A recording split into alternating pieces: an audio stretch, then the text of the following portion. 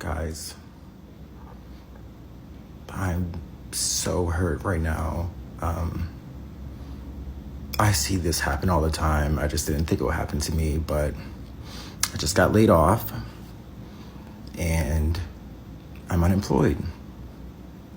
Really important topic right now that needs a lot more attention. Transparency around layoffs. Is there any? Experts are concerned that companies are backtracking faster than they're progressing, and rightly so. What about all those company promises that were made in the summer of 2020? One notable example is with Twitter, where a higher percentage of women were laid off compared to men. This quickly prompted a discrimination lawsuit. Having an equitable formula for layoffs is not so simple either. For example, at some companies, more diverse employees are the ones that are most recently hired. Therefore, if you're strictly based on seniority, that's automatically going to disproportionately affect your employees who are from a diverse background. 67% are concerned. Many are concerned that companies will be less diverse due to planned layoffs. Graduated from the University of Virginia undergrad with a degree in economics and psychology. I then went to join Teach for America, which at the time in 2009 had a lower acceptance rate than Harvard. Got in there, did middle school math for 10 years, started my own company. I then applied and got a full scholarship to a top 10 business school, where I then got an internship at Google that again has an acceptance rate lower than getting into Harvard, where I busted my ass. And then I worked there for 3 years in a revenue generating role where I was meeting with clients and helping them bring Google solutions, Google ads, YouTube ads, etc. to their business. So nothing about me is just a DEI hire. I do happen to be Latina and I do happen to be a woman. I do happen to be a fucking badass, but that's not the reason I was let go. Love you. All right, guys. So we got to talk about the big tech / corporate layoffs of 2023 that the Biden administration doesn't really want to acknowledge, right? Why he's telling everybody the economy is great, everything is good. Don't worry, man. Everything is good, okay? It's really not for a whole lot of people, particularly in the tech sector and in the corporate retail sector as well too, because the free money party is over, okay? The Federal Reserve has to raise interest rates, okay? They've been slowing down the rate of increase lately. However, they're probably gonna have to start increasing them pretty fast again, because inflation was higher this month than expected. And the big tech and some of these corporate retail giants are saying, money's more expensive now. We just can't borrow money from the government for free anymore. We're gonna have to cut some costs, right? We're gonna have to put some heads on the chopping block, right? As there's been a whole lot of layoffs, and lo and behold, the people that are getting laid off first, okay, that are getting hit the hardest, are the non-productive people that were hired for woke virtue signal points or to help improve a company's ESG score, right? Those people that were hired were mainly diversity staff, right? The diversity, equity, and inclusion staff, the woke HR department, right? Those people are getting hit hard, okay? They're getting laid off left and right, and people are melting down on TikTok about the fact they're getting laid off. Some people are crying racism. So I don't want to be cynical about the whole situation, but I'm also going to be honest. There are a ton of companies out here who try on DEI the same way people try on clothes, like a fashion haul. And so when there's a big push and there's a lot of contention in the environment, like what happened with George Floyd, God rest his soul, you saw a lot of companies coming out saying that they support Black movements, they are advancing Black pathways, like it's an entire initiative to show that they are down for the cause. But as those tensions start to drop and companies start to shift their focus, they no longer have a commitment to these efforts because it's marketing for them. And so as corporate tax rates start to go up and companies are going to have to spend a lot more money with Uncle Sam, they eliminate these kind of programs. And they also eliminate those jobs for those people who were making well over 6 figures, but probably only had a certification. Women and minorities were disproportionately impacted in these tech layoffs. And this is the type of attitude in the comments that I'm seeing, unfortunately, not just on my videos, but also on other videos as well, where women are talking about being impacted by tech layoffs.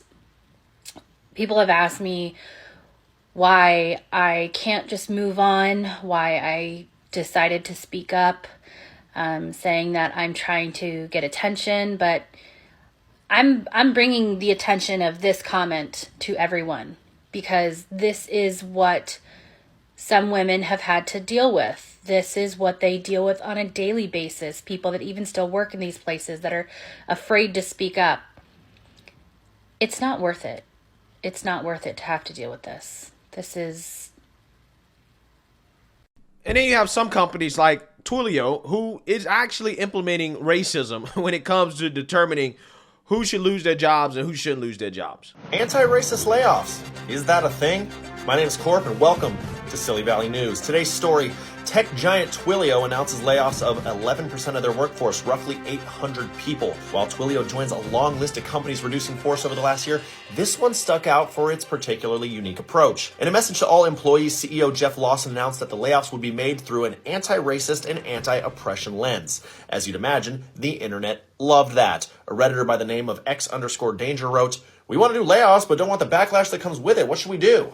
Say it's for being anti-racist." Now, before all you fragile white men out there get upset and claim this illegally targets white men, the purpose of their statement, however virtuously signaled and needlessly politically charged it was simply to say that they didn't have a single protocol for doing these layoffs, which do often disproportionately affect minority groups.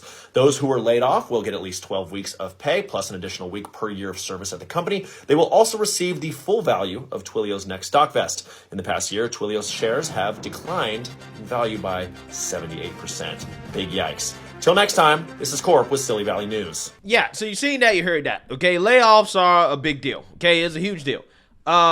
So without further ado, let's read about how these layoffs are affecting diversity, equity, and inclusion professionals.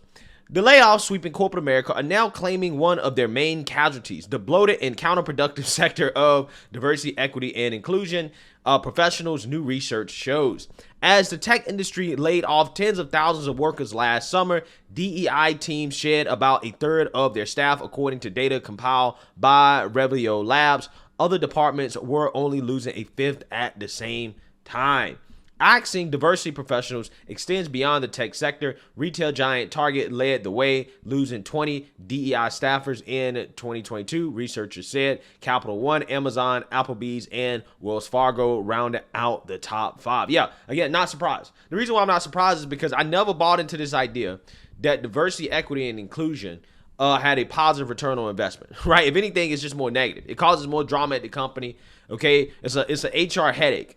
And you know, again, I just wasn't ever convinced by the woke HR researchers that this was something that would help a company make more money. And as you can see, when times get a little bit tough, okay, you know, interest rates go up, the cost of money goes up, you know, companies have to cut back, they have to cut some costs.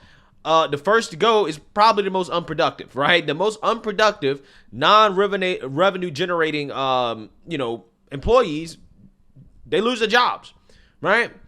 Which means they probably shouldn't have had jobs in the first place, right? I'm just saying. Diversity, equity, and inclusion is a scam, okay? The cuts raise tough questions for diversity officers who have struggled to stay relevant in business, making lackluster gains despite generous budgets, and as memories of George Floyd's murder and anti-racism protests it sparked recede. Quote, it was all about marketing in the first place, right? That's the whole point. It wasn't about companies actually giving a damn about racism. They just wanted to say, hey, look at what we're doing in response to George Floyd, right? Buy more products from us. Now that all that is going away, that's not a marketing point anymore. Look at what they're doing. They're cutting it, right? They're getting rid of it.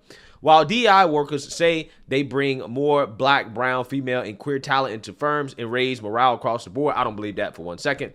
Critics have labeled the roles a virtue signaling exercise that fosters backlash discrimination against straight white men. Yeah, that's probably true. 100% true, right?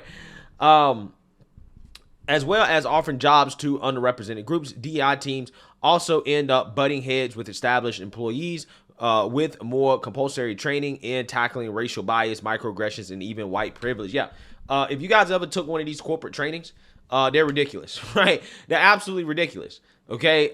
They're a waste of time, waste of money, waste of resources, and again, they cause more hate and division than actually helping people come together and to achieve the common goal of helping the company make money. DailyMail.com spoke with laid off DEI workers, including a California woman who said her views on social issues made her outspoken in meetings, and another in Georgia who noted that blockbuster DEI schemes often fail to achieve their goals. Yeah, because they don't, I mean, their goals really ought to divide, okay? And that's not good for the bottom line. It's really that simple. Will Heed, Director of consumer research, a conservative policy group, said he was not surprised to see corporations finally tired of paying the salaries of woke activists who harass colleagues in the name of social governance. These departments are products of a bloated corporate culture, adding limited value to their business, and often whose very existence reflects pressure by woke Wall Street elites to force their progressive agenda on corporate America, he said. Tech firms Zoom, eBay, and Dell have in recent days joined the sector's massive downsizing, which saw some 150,000 jobs shed last year, and many more expected in 2023, according to job tracking site layoffs.fyi. Elon Musk reportedly brushed aside diversity goals when he halved Twitter's 7,500 workforce after completing his takeover deal of the social media firm in October. Among those to exit was its chief people and diversity officer, Delana Brand. So as you can see here, again, the people that are losing their jobs are the people that are not productive, that are divisive, and again, they don't generate any money. They don't help the bottom line. Of course, companies are gonna lay them off first. That's just how it goes. That's capitalism. Another notable departure from one of Musk's companies was Bobby Beretta Paris, a 5-year Tesla veteran who led the car maker's LGBTQ plus efforts. Google's director of global mental health and well-being, Kristen Maxzo, was also cut. Yeah, no surprises there, right? The guy leading the LGBTQ efforts at Tesla, gone. Surprised Elon hired him in the first place. And then you got Google's director of global mental health and well-being, whatever the hell that means. They cut her as well too. Again, jobs that just should not exist in the first place, right? They only exist because, again, money was super cheap and these companies were just throwing money at anything that they could, right? Getting a complete picture of DEI layoffs is complicated. Target said its DEI division grew overall in 2022. Capital One, Wells Fargo, Applebee's, and other companies spotlighted by researchers did not answer DailyMail.com's request for comment. Amazon spokesman Brad Glasser said the company's DEI priorities have not changed amid its 18,000 company-wide layoffs. The online retailer still has hundreds of DEI experts on its payroll and aim to hire more blacks, Latinos, and veterans in the coming months. Yeah, to pick, pack, and ship them orders. Yeah, that's exactly where they're going to hire those minorities at. Revenue, a human resources analysis firm, gathered its data from public lists and job search sites, but not all DEI workers use the initialism in their titles. Many perform a traditional role, but also worked in a company's so-called employee research group. Textio, another personnel company, found its job adverts for DEI roles were down 19% last year. A bigger decline than for legal and other human resources roles. Only software engineering and data science jobs posts saw bigger drops at 24% and 27% respectively. Yeah, so basically, as you can see here, the whole point is that, again, a lot of these jobs that shouldn't exist in the first place, they're getting cut. You know, they're losing their jobs because, you know, hey, times are tight.